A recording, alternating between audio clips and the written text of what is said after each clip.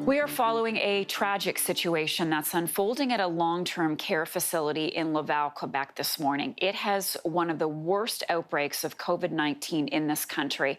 8 people have died. More than 100 residents and staff have tested positive. The facility is home to 174 people. The union that represents workers at the home says staff were not given masks or any other protective gear until this past weekend. And the masks that did arrive were not the recommended N95s. With more on this, I'm joined by Ginette Gagnon. Her father is a resident at the facility. Good morning. Thank you for being with us. This has got to be a really tough time for you. When did you find out that there were so many cases at the home? Well, we learned a couple of weeks ago that there was one case, and then it started to build up, and we mostly got the information from the newspaper. And it's really yesterday, after we tried many times to reach the CISSD since last Thursday, that we found out the outbreak was getting huge. So this is a really stressful situation for sure. How's your dad? We don't know at this point. So the last we heard about him was on Thursday.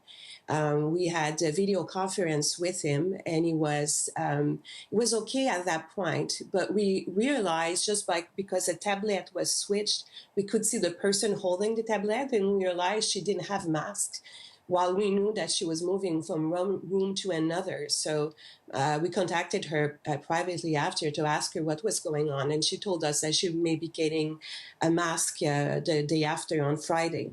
So we knew that all the residents were being tested on Friday. So obviously we're anxious to get the results. We tried many times yesterday to reach the home. My mother tried. You can imagine, she's 80 years old. She's really worried. And so are we, my sister and I, obviously. And there's no one answering. And at one point, we even got an answering machine responding. We're not taking any messages. So this is high anxiety. We try again to call this morning many times. And finally, my mother was able to reach a receptionist that actually told my mother, we'll call you if something goes on. I mean, this is incredible. We need to know what's going on, and we need to know going forward as well. How will we be keeping informed of the situation? Oh, my heart breaks for you. So when you last were able to communicate with your dad, did he seem okay? And was he aware of what was going on inside the home? He was doing okay. It didn't seem like he was coughing or having any fever, so that's a good sign. However, we learned in that afternoon that he was sharing the bathroom with a lady that had the COVID already, that was tested positive. So we don't know from Thursday what his health status is at,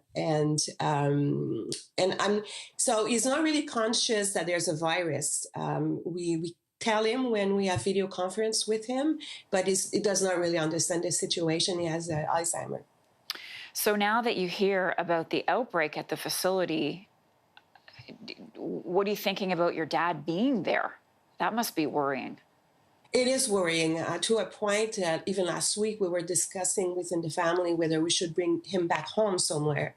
But now that it is such a big outbreak, I know we will not be able to, and it may not be safe for the member of the families. But it's a big struggle, something very tough to sleep with at night, to think that your father is in that kind of location and we don't know how he's being serviced. I'm worried about the number of employees that are available, which actually I want to thank the employees for taking care of our parents for sure.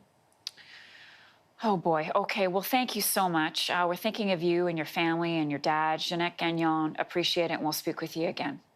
Thank you.